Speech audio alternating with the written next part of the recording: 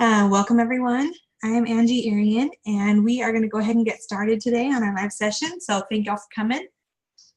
Today our main topic is going to be, first of all, Happy New Year also. I know we're about a little over a week late, but Happy New Year all the same. Okay, our topic today is going to be how to analyze historical sources. And, hold on just one second. Happy New Year's, Garland. Perfect.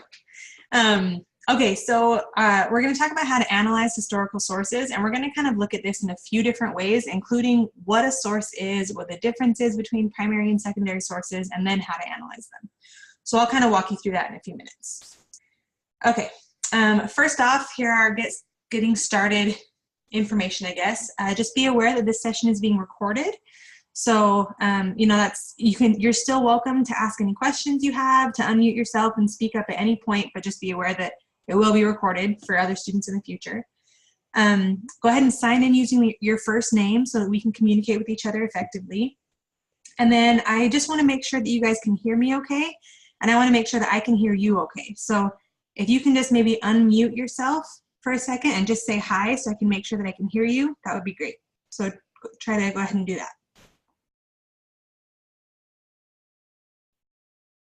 Hello. Perfect. Okay, and I think we've got another visitor here, but they just messaged me, so that works too. Okay, perfect. Now, if at any point you guys have any questions, you can unmute yourself and ask up, or you can send me a chat to the whole group, or you can send a chat to me privately, and I'll be happy to address any questions that you have. But in the meantime, go ahead and mute yourself just as a default so that we can make sure we get rid of any background noise on the session. Okay, to go ahead and get started, we are, this is kind of the expectations for the course, for the session. We just want to make sure that if you have any issues or questions that you are, ready and open to speak up. You can, ask questions, share ideas, give feedback. Really anything that you want to contribute makes the session more effective, both for you, for me, and for other students who are either here watching or will come back and watch this video later. So really, any thoughts that you have, please be willing to share, and we would love to address those. Just remember this most important rule: please be respectful of anybody else that speaks up. Okay, so here is our setup today. The first 15 minutes or so, we're going to be talking more about a skill-based lesson. So this is the part we're in right now, an introduction to this session. Next, what we're going to do is go into the difference between a primary and a secondary source. And these are words that you're going to hear a lot in basically every history or social studies class you take, and also a lot of English classes as well. And then after we discuss the difference between those, we will go through how to analyze a historical document by doing 3 major steps. There actually is a fourth if you're going to write about it. So sourcing, contextualizing, close reading, and then writing your thoughts about that source. After that, we'll take a little break and see if anybody has any questions. Again, you can ask them at any point throughout the session, but if you want to wait for that question and answer session, you're more than welcome to. Then once we finish that, we're going to move ahead to lesson 1.6 in World Civilizations semester 2. Actually, I think that's semester 1. Sorry, I think that's a typo right there. World Civ semester 1. Lesson 1.6 is going to give us an opportunity to look at a specific document, a specific historical source that needs to be analyzed in order for you to write a paragraph about it. So we'll go into that in more detail.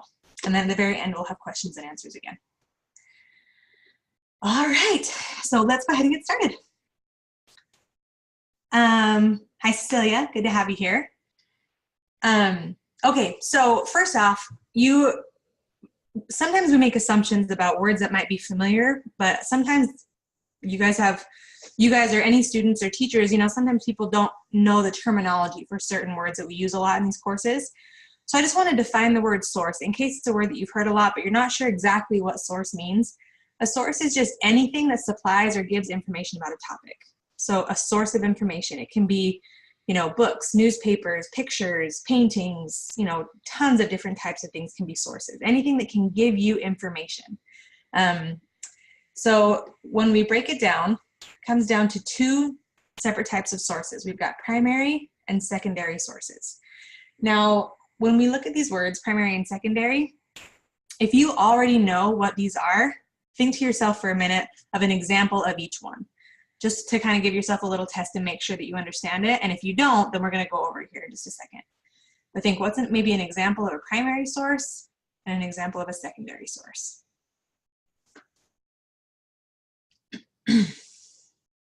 Okay, so we'll go ahead and start with explaining primary sources. So this is basically a first-hand account of an event. You guys know what, first-hand account means somebody that was actually there, that actually witnessed it. These are written or created at the time of the actual event by someone who's directly involved or influenced by it. So let's say, a food fight breaks out in the cafeteria at lunchtime. Somebody that was in that cafeteria witnessing it would be able to give a first-hand account. So that's an example of a primary source. That's somebody that you could go to get actual information about what really happened. So here are some examples of primary sources. Speeches are great examples. So this gives a picture of Martin Luther King. His I Have a Dream speech, for example, is one of his most famous. Speeches, laws are primary sources. Letters and journals are some of the most commonly used primary sources because they're, the innermost thoughts written by people who experience these serious events, these major events. So I remember when I was a kid, I wrote in my journal on September 11th, 2001. I was in, I think, gosh, this is going to reveal how old I am, but I think I was in 10th grade when the World Trade Center was hit on September 11th. And I recorded my thoughts that day in my journal because I was scared. And I was, that was the first time that anything had ever happened like that in my lifetime before. And so, now looking back, I can use that entry as a primary source of, I didn't necessarily see the World Trade Center hit, but it affected me. I was a citizen of the United States that had just been attacked. And so it was something that was a firsthand account by someone who was affected by the event, if that makes sense. Excuse me. Original studies, interviews, observations. Now, it doesn't have to just be words. They can also be art, artifacts, things like that. Let's say you have let's say you have a painting of, an artist that had, painted a scene that he witnessed 200 years ago. You don't have to have a single word on that painting for it to be considered a primary source, because that picture can tell you so much information without using a single word. And then, of course, historical newspapers. Now, newspapers, really a lot of these are tricky because they could be primary or secondary, but especially newspapers. If a newspaper article is written by someone who witnessed the event or was directly influenced by the event, then yes, it could be considered primary. So we'll get to secondary in a second. Okay, so hopefully that makes sense, primary sources. Now let's go to secondary. So these are sources that were created after the event by someone who is analyzing or interpreting it. So someone that wasn't necessarily directly involved or directly influenced by it, but someone instead who is looking at maybe some primary sources and saying, this is what I think it means, So it's somebody long afterward who is getting a secondhand account. So if we go back to that example of the food fight in the cafeteria, someone who was there and witnessed it happen would be able to give a first-hand account. They would be a primary source. But let's say in 5th period, they went and told their friend, oh my gosh, did you hear what happened in the cafeteria? And they share all that information. That friend now has a second-hand account. They didn't witness it themselves, but they heard the story from someone else. So that person would be considered a secondary source because they have the information, but they didn't actually witness it themselves or weren't directly affected by it themselves. So here are some examples of these. Like we said, newspapers a lot of times can be a primary source, but they can also be a secondary source if someone is writing about an event long after or writing about an event from a secondhand perspective. Textbooks. I know you guys have used textbooks all the time and have used them in the past in school. Textbooks are most often secondary sources because these are historians years after these things have taken place, going back and saying, okay, this is what happened in history. This is our interpretation of all of these writings that we've read, these pieces of art, these artifacts. This is what we think it means. This is what we think happened in history. So we've got textbooks, biographies, histories, newspaper report by someone who was not present there. So these are examples of secondary sources. So if I were to ask you, Let's talk about, like, I don't know if you guys have heard this before, but like the Diary of Anne Frank is a really famous book. With the Diary of Anne Frank was a victim of the Holocaust during World War II. And the Diary of Anne Frank is a book that's been published based on her diary. It's got her actual journal entries in it. Is that considered a primary or a secondary source? You can answer me by chatting to me, or you can just think of the answer yourself, but to kind of test your knowledge of it. Would the Diary of Anne Frank be a primary or secondary source?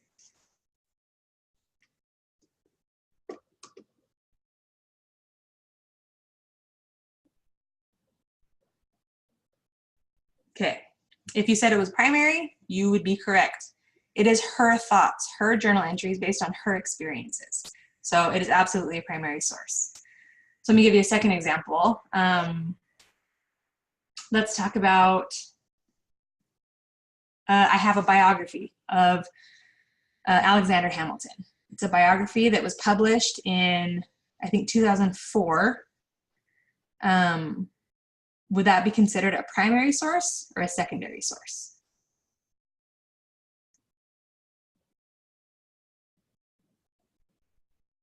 Okay, so remember, if you don't know who Alexander Hamilton was, he was one of the founding fathers. He was around right at the start of our nation's founding. So he lived in like the 1700s. So if there was a book written about him in 2004, like 250 years later, perfect, yes, thank you. So that's gonna be a secondary source. Perfect, Arlen. Okay, so does this kind of make sense? Primary sources are people that were there experiencing it. Secondary sources are the interpretation of those events much later by someone else. So that biography of Alexander Hamilton was written by an author years and years later based on the information that they were able to find about Hamilton's life. So this next slide that I put up just kind of breaks it down a little bit more, compares them side by side. So primary sources is a first-hand testimony. Secondary source is records generated by an event, but written by non-participants, or people that did not participate in the event, but they are looking back on it instead.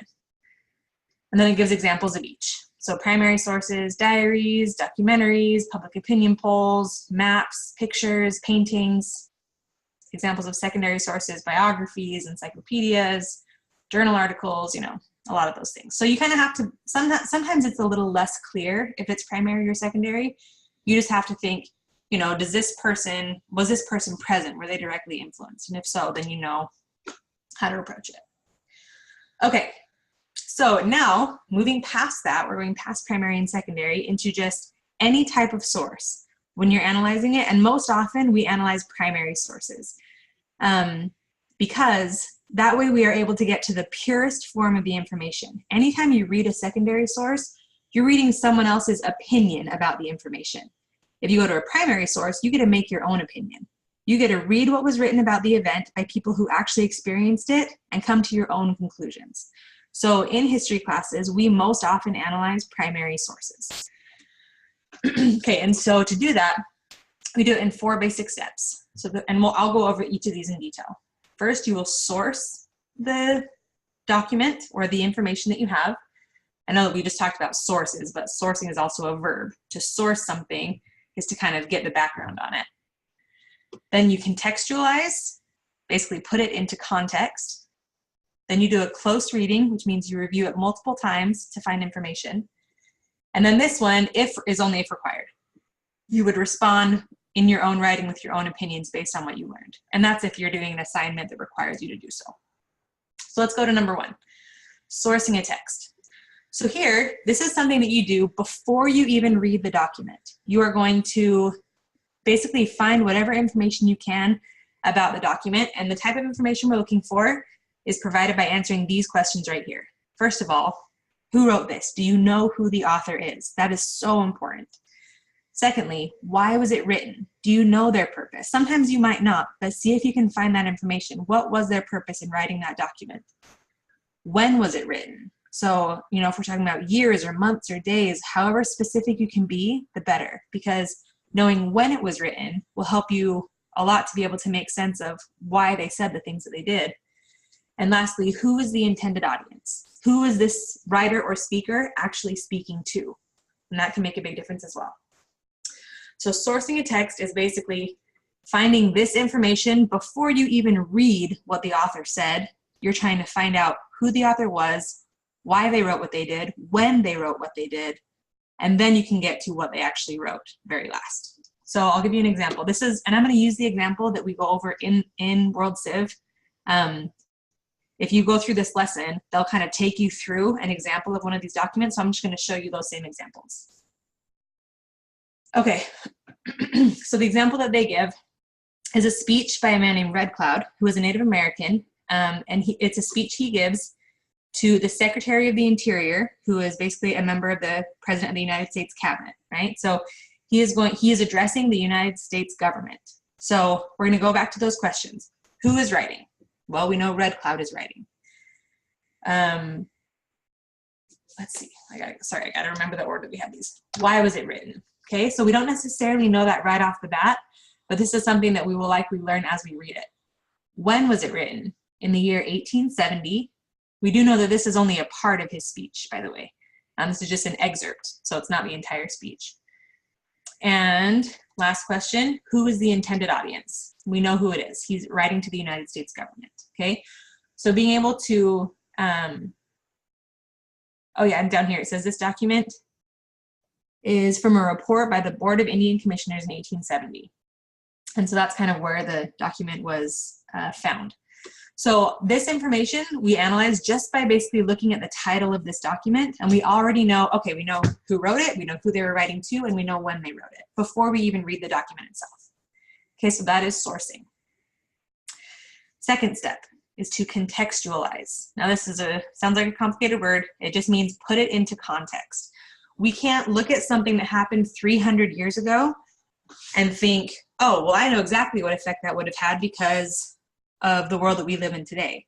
It might not have had the same effect 300 years ago that it has in the world today because we live in a very different world today than the people who lived 300 years ago. So to contextualize means to take this information that we're going to read, but make sure that you know what was going on in the world at the time, what was going on specifically in the area that this document came from, okay? So you're going to connect the time and place in which the document was created with events in history.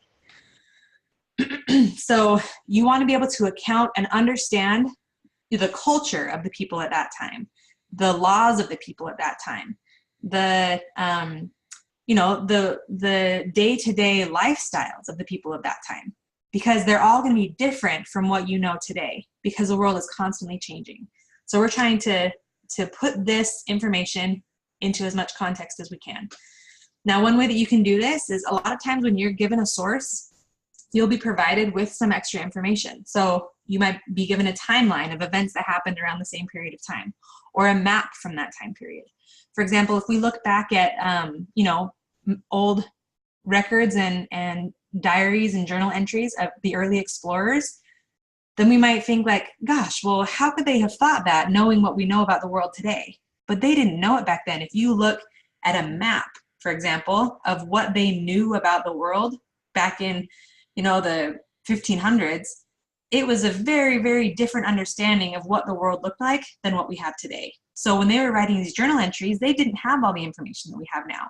So seeing a map might help you contextualize or put into context the information that they left behind. You can apply your background knowledge. You can investigate how people's perspectives change over time. And one of the best things you can do is just write notes as you're reading these sources. Write notes on specific things that give you clues as to what the timeline was like back then. Okay, so let's look back at that same document. This Red Cloud speech is the speech to the Secretary of the Interior. So again, before we even read the actual document, you can look back, and this document specifically provided a timeline of key events. So we know that this speech was given in 1870, right? So in 1862, the Homestead Act was passed. 1867, Nebraska becomes a state. 1868, Red Cloud agreed to move to a reservation. So you can already see right before he gives this speech, all of these things are happening that is allowing the American government's power to grow stronger and the Native Americans' power getting weaker. And all of those things are happening right before Red Cloud gives the speech. So that kind of puts it into context that the Native Americans are being moved onto these reservations. The United States government is creating these new states in their place of where they used to be. So those are things to pay attention to. And then, of course, right after the speech is given, gold is found in the Black Hills, which was a significant area for the Native Americans. And then as you read, here's one that they pointed out. He said, Red Cloud said, I want the Great Father to make no roads through them. I have told these things 3 times. So talking about the Black Hills. He doesn't want any roads being built through this land that they have had and considered sacred. So these are some things that you can look at to put things into context, right? And so hopefully that makes sense. If you have any questions, definitely be willing to speak up.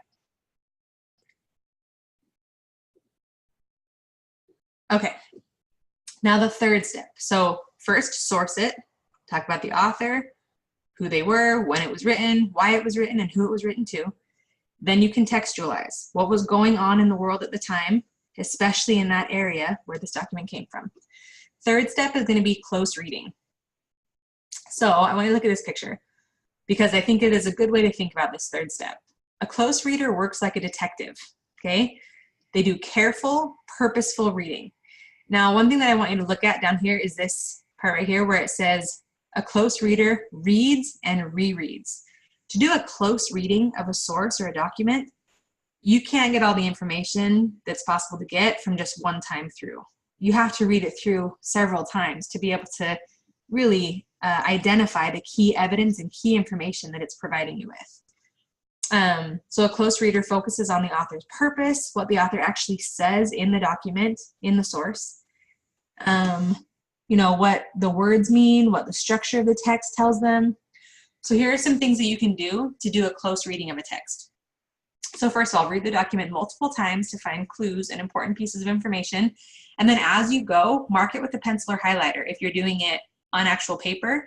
If you're doing something online, there's almost always a way to be able to highlight something. Or you can even just, copy a line down and make a separate document for yourself where you can copy and paste different lines. Make sure you put it in quotation so that if you're taking notes, you know that those are somebody else's words and not yours.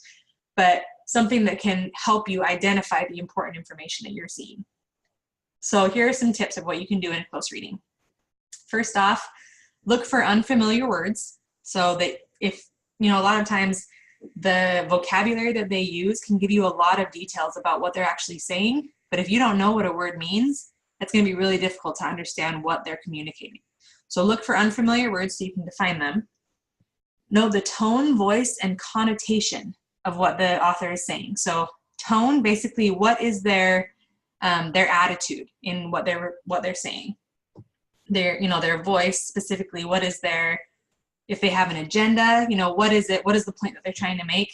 And the connotation is basically what is the hidden message there as well. Not just on the surface, what are they saying, but what do they really mean underneath that? Highlight key evidence, record your inferences, questions, and conclusions. So basically, you are just trying to be a detective and dig into that source to find whatever information you can by kind of highlighting these few things. So let's go back to that Red Cloud document one more time. So right here, now we actually get into the meat of this specific document. Now, I'm not going to read the whole thing with you right now for the sake of time, but I do want us to take a look at the things that this excerpt, or let's say this person that's showing us how to close read on the lesson in World Civ, this is the significant information that they've taken from this. So first of all, they highlighted the line that says, I was raised on this land where the sun rises. Now I come from where the sun sets. So what is the tone or the voice of Red Cloud right there? Do you think he's saying things have gotten better, or do you think he's saying things have gotten worse? So kind of look at for the underlying meaning there. So if this is what they had to say about that. This is how this person is taking notes. So this is what you would do in these little pop-up boxes right here. These are the kind of things you would do when close reading a source. Red Cloud compares the sun rising with the sun setting to show how the lives of native peoples have been negatively impacted. A sun rising kind of signifies possibilities and new frontiers and opportunities, where the sun setting kind of signifies an ending or something dark, or sad. So take that, take these lines for what you think they really mean. The men the great father sends have no sense, no heart. That obviously has a negative connotation as well. He's obviously very upset and sad about what he sees happening to the land of his people. And then this last one, the white children have surrounded me and left me nothing but an island. When we first had this land, we were strong. Now we are melting like snow on the hillside. Now, he writes very descriptively. And so you might think, oh, well, we are melting like snow on the hillside. What could that possibly mean? But it represents something negative because it's melting, it's disappearing. So he feels his people are disappearing because of the laws and the events that have been happening in the few years before this speech. So that's kind of an example of how to do a close reading. Go through, identify what you think is important information, and then take notes on it. Don't just highlight it, but highlight it and then say, in the margins or on a separate piece of paper or wherever you want to put it, just say, this is what I think it means. And like I said, when you are reading a primary source, you can kind of use your best judgment to create the best conclusions that you can. That way, you're the one that's really going to be able to make decisions about what you think it means. Reading a secondary source, you're reading somebody else's interpretation of it. So go to the primary source first if you possibly can. Okay, so we're going to take a little break right there just to see if anybody has any questions or related to this topic, sourcing, contextualizing, close reading, the difference between primary and secondary source, any of that. So I'll pause for just about a minute here, about a full minute, and just see if anybody has any questions. If you do, chat it over or just unmute yourself and you can go ahead and ask. But I'll just wait for a minute or so.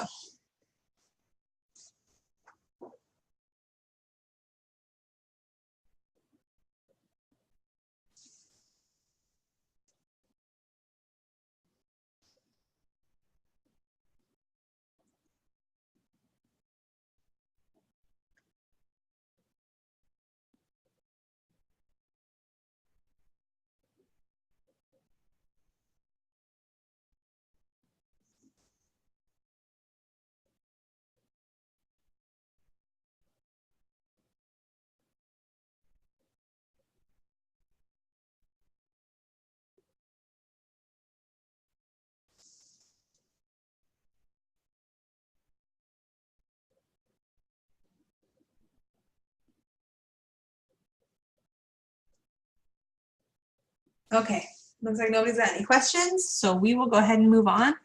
The second half is going to be a lot shorter than the first half. We're basically just going to use this information that we just went over in order to help us do an actual assignment in world civilizations.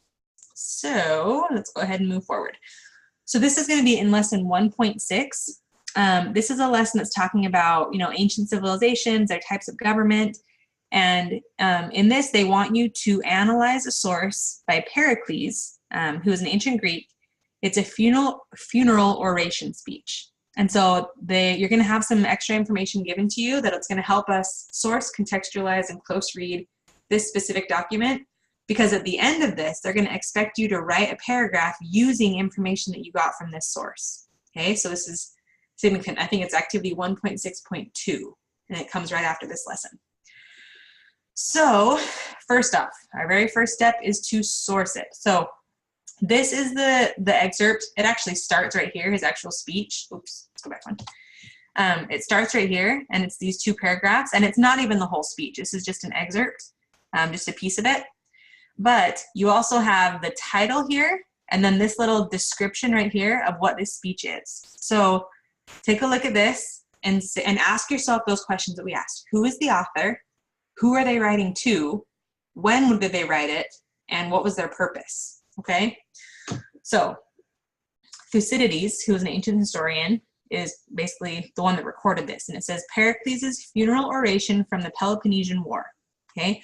So we're looking in like the basically 400s BC. This is 400 years before our traditional calendar starts. So basically 2,400 years ago. Okay, so it's a very long time ago. And then here's the information that they provide for you to be able to source your document.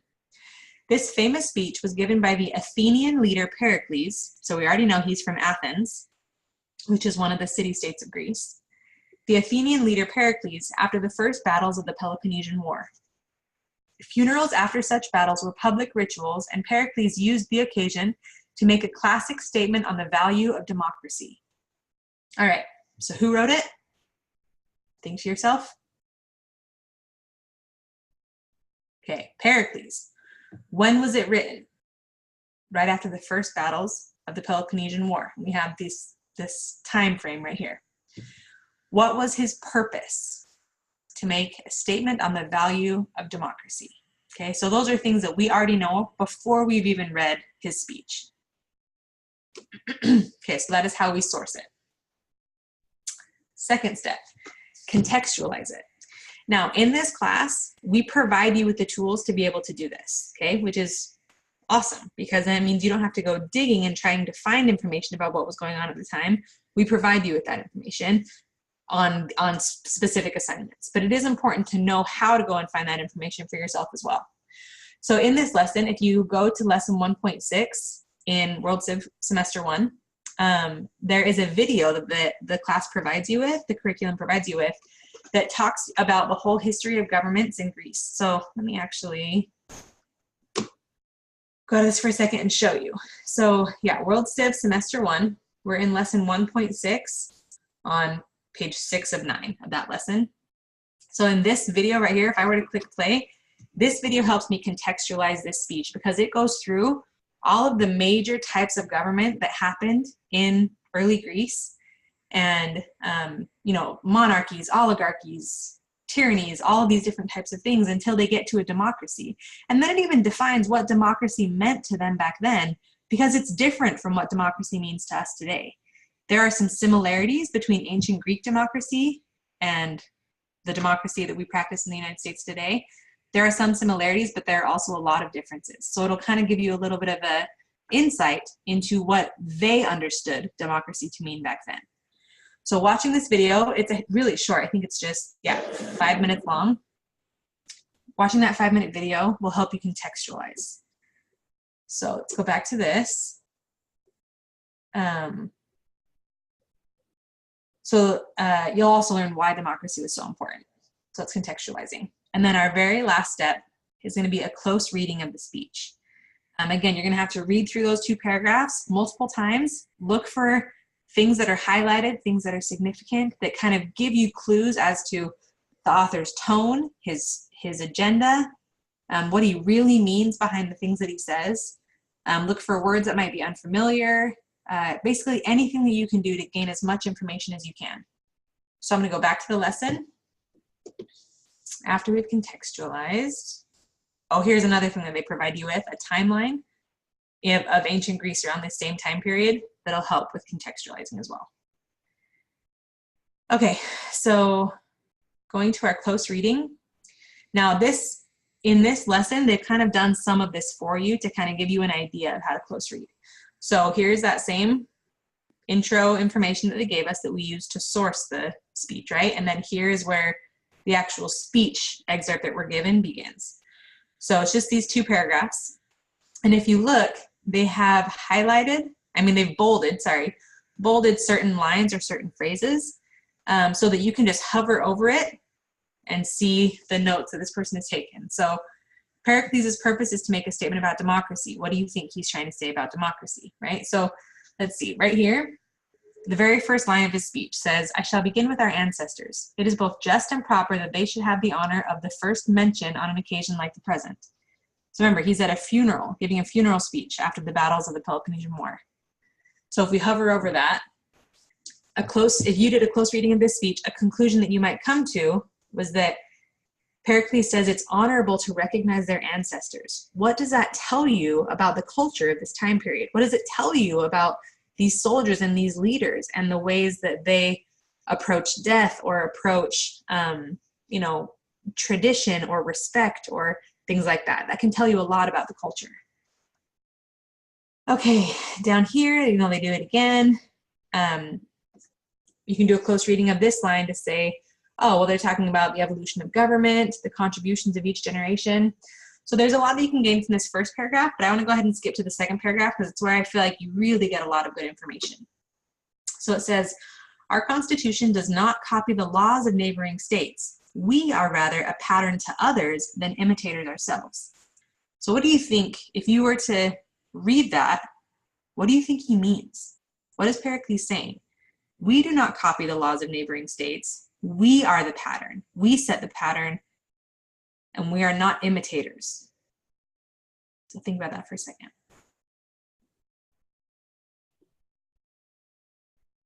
Okay, so one of the conclusions you can come to here is that he's saying Greece is strong, especially Athens. He's from Athens specifically. Athens is strong. We are the ones that set up our own government and set the example for the rest of the world, right?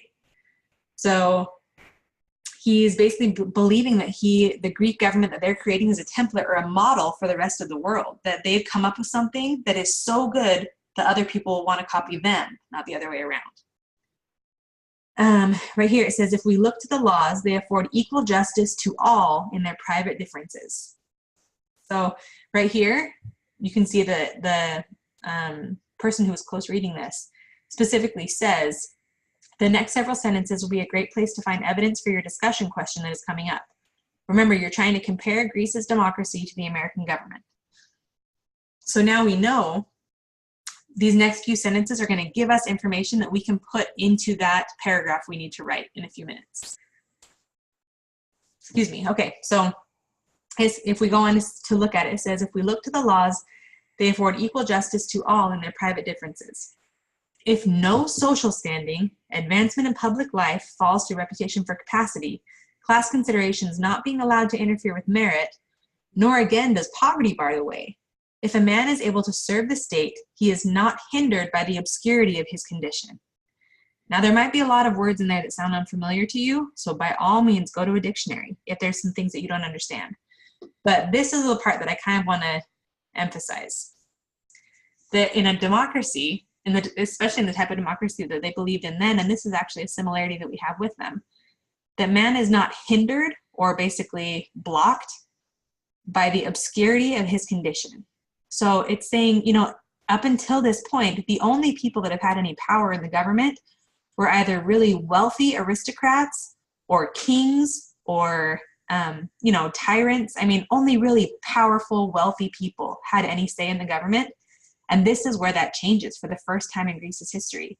He's saying it doesn't matter how poor a man is. If he is a citizen of Athens, a citizen of Greece, then he is allowed to participate in government. And that's huge because that was mind-blowing at the time. And that's something that we believe in today. It doesn't matter how much money you have. It doesn't matter what size house you live in or how many cars or how many TVs you have in your house. If you have the right to vote, if you're a citizen of the United States, you have the right to vote. And that's a pretty incredible thing if you think about it. Okay, so the next line says, the freedom which we enjoy in our government extends also to our ordinary life. And then he goes on basically to just say, you know, we are all equals in this. And so there's so much more information that you can gather from this source, but that's just one example of what you can use. Because if we keep going on to our actual assignment, sorry, right here, 1.6.2, this is the assignment that you would have to complete. It says, write an analytical paragraph where you answer the following prompt. What are the similarities and differences between ancient Greek government and modern United States government? Make sure to discuss the source and context of the text. So basically they're saying, if you look at ancient Greece and modern America, what similarities do we have in our governments and what differences do we have in our governments? Okay. So you're supposed to use Pericles' speech to talk about those. So one that we just barely covered, a similarity between the two governments, is the idea that it doesn't matter how wealthy you are, that you still have a right to participate in the government if you are a citizen. Now, citizen to them back then meant something different than it means to us today. Back then, to be a citizen, you had to be basically a male landowner, which isn't necessarily the case today. Today, you know, women can vote. You don't have to be a landowner, all kinds of different things. But, excuse me. So, but the idea that it shouldn't depend on the obscurity of your condition or how much money you have makes a difference. And then you have to look through those documents to find what the differences are. Basically, and when you contextualize that, remember that video I told you to help you contextualize? it talks in that video about what it meant to be a Greek citizen back then and how it's different from what it means to be a citizen today. So that's something that you could talk about as the differences between the two. So basically, you're going to write a well-worded paragraph here with a topic sentence, concrete details, commentary, and a concluding sentence. So you have to make sure you have all 4 parts, where you are going to use evidence from that speech as your concrete detail. Use evidence to help you say, this is how ancient Greece and modern America are similar, and this is how they're different. Okay? So that is the whole purpose of this assignment, is basically to write that paragraph after you have done all of these steps of analyzing your documents. Okay, so that, my friends, is the end. So I will wait just one more minute to see if anybody has any final questions. Again, it can be about this stuff that we've talked about today, or it can be just about world civilizations as a class, or it can be about Graduation Alliance in general. But if you have any questions at all, feel free to speak up and we can cover those. And I'll wait just a minute before we close out.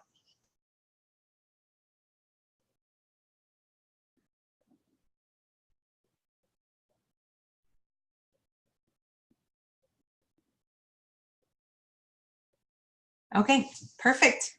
Well, thank you so much for being here. I really appreciate you guys coming and participating. If there are any questions you have moving forward as you go to work on this assignment or other assignments, don't hesitate to reach out to me, to your teachers, to your academic coach, your local advocate. I mean, there is a whole sea of people that are here to help you succeed. So thanks so much for coming, and let us know if you need any help with anything.